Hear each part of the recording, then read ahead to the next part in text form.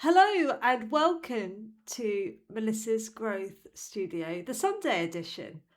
I am Melissa and I'm really happy to be here.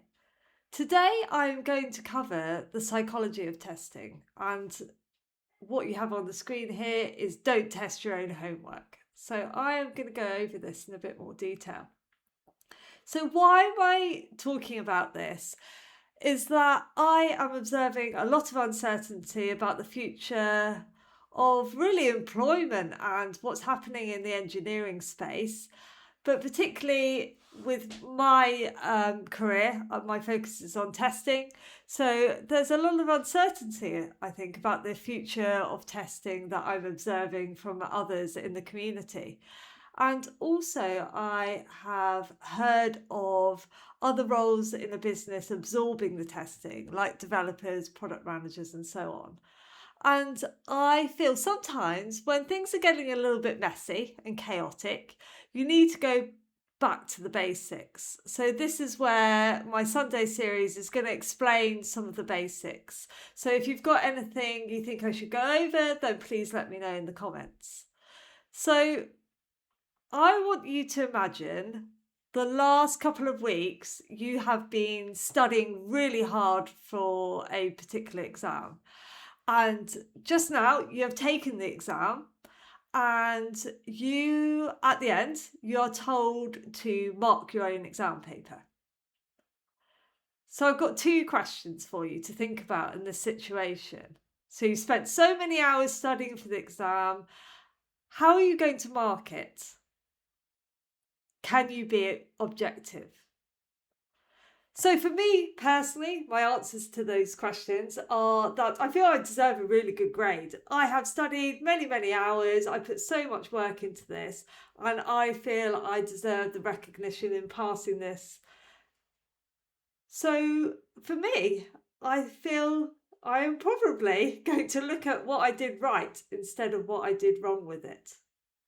So that's really interesting, isn't it?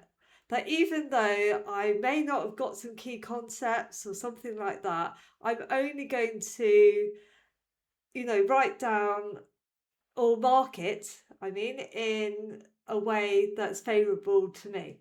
So, yeah, that sets the context for this.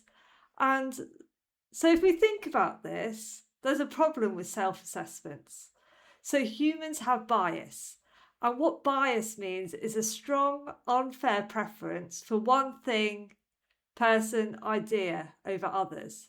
So I feel my thing, my exam, deserves a good mark because I have worked really hard for it.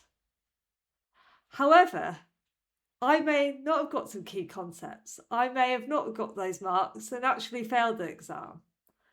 So what's interesting is that I view my work more positively. So I worked really hard for this and I feel I deserve a good grade. Therefore, I'm going to mark it favourably. And what I really want to say with all of this is not a skill issue. This is a human problem. Even the most skilled humans make mistakes, and it's very human to make mistakes, and that is okay. So if we move on to the psychology of why humans are bad at testing their own work, I've got three simple things to talk about here.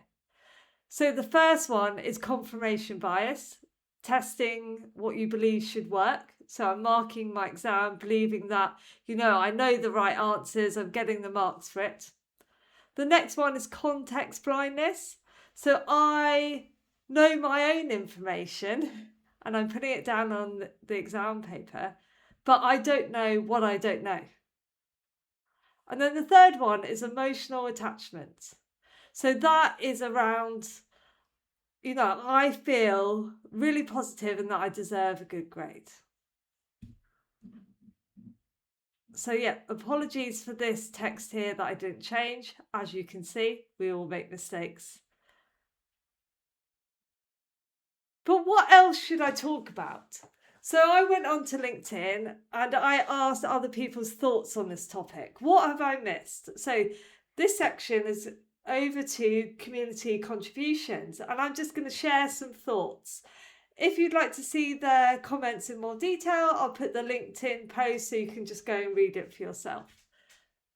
So I've learned an awful lot from the people that contributed. So thank you to each of you that have contributed to this discussion. I really appreciate it. So Christina said, don't make assumptions. So an assumption is a thing that's accepted as true or as certain to happen without proof. So I could make the assumption that I have all the knowledge that I need for the exam, whereas in true fact that I forgot to learn a particular area for the exam. So yeah, thank you for Christina for that thought. So that's a really important point. Scott here writes, everyone thinks that their newborn baby is gorgeous. It takes a quality engineer to tell them it looks like Winston Churchill. So again, it's that personal bias, thinking about their baby as more, in a positive light, whereas another person might not look at them so favourably. So thank you, Scott, for that. That's a really good analogy. And then Manji has written a couple of things here. Fresh eyes effect, so distance, time, different person, different environment reveals defects quickly. That's a really great point. And the curse of knowledge, the correct way to use the feature. And then finally, change blindness. You stop noticing small regressions when iterating quickly. So those are really good points to feed into this conversation. And then Michael, I've just taken the last three of Michael's due to some of them we've covered before, but there's things about kind of social influence and how it can affect the confidence with which individuals view their own work. So, I've had this before where a developer knew that I was there to test, so they didn't test their own work and they passed it over to me. And that's one situation where it could happen. I've also had the opposite, where an engineer is really, really thorough and has passed it over to me, and I don't really need to look at anything in that really fine detail. I can explore risk, what the worst can happen. So yeah, there's something interesting about that social influencer that is worth discussing. And then we've also got mindset shift, growth mindset, the value of learning from mistakes. That's really important, the culture that you've got in place. And then acceptance of imperfection, that it's okay to make mistakes and it's a human thing to do, and that's absolutely fine. So I did have a couple of comments from Saga, and I've just taken this one. So the psychology of testing is rooted in critical thinking and the ability to question assumptions. Testing is not manual work. It is a cognitive activity that demands analysis, curiosity, and judgment. And then automation does not replace testing. It replaces repetitive execution. So that's some really good points there. And I really liked Wayne's comment here. If you haven't thought about certain edge cases when doing the homework, then how will you think of them when testing it? So that's really thought-provoking. And then I've got a really good one from Mike. So it's really questioning kind of what is homework? What are the objectives of homework? Do you have the same set of objectives regardless of the subject matter, your grade level, or the teacher? And then it goes on to, Mike goes on to talking about if you're writing a research paper, for example, and you want to take a position in your thesis statement that you have good reason to believe that your teacher will not support no matter what the arguments you make for it. Do you continue writing that paper? And what are the risks if you continue in that direction? And so on. So yeah, please go and have a look at the LinkedIn comment. That's really great from Mike. And he mentions this wasn't a purely academic question, pun intended, for when he was in high school and he wanted to write a paper arguing for the legalization of marijuana, which I ultimately didn't do. So that's a really good example there. And then the last one, can you show your work? Homework isn't always about verifying the outcome. It's often about understanding the path you're going to take to get there. So those are really, really good points as well. So thank you, Mike, so much for that. But yeah, thank you for listening to this Sunday snippet, just over 10 minutes now. What would you like to hear in future videos? So what testing fundamentals shall we cover next? So please add comments on YouTube, on LinkedIn. Yeah, I'd really love to hear from you. And is there anything else that you'd like to add on this topic?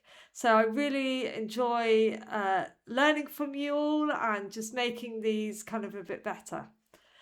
So to talk about a little few improvements that I am doing for YouTube as a final thing, I have bought a new microphone, which is very cool. So hopefully the sound is much better. I noticed when listening to some of my videos back that it was a little bit grainy at times. So hopefully this is much better. And I'm also going to create thumbnails for these YouTube videos and also write down, the chapters. So that's something that I have to do as well. But do let me know about these videos and if there's anything else that I can do to improve. I am exploring software to record the video plus my face as well. So that will probably be the next step. So yeah, this is the Sunday video. If you listen to the last one on sort of my employment update, I have decided not to give updates on this YouTube channel around that. But if you're unemployed and you want to talk about strategy and direction, just reach out to me. I will probably just share those in a different manner. So yeah, thank you so much for listening, and I will speak to you soon.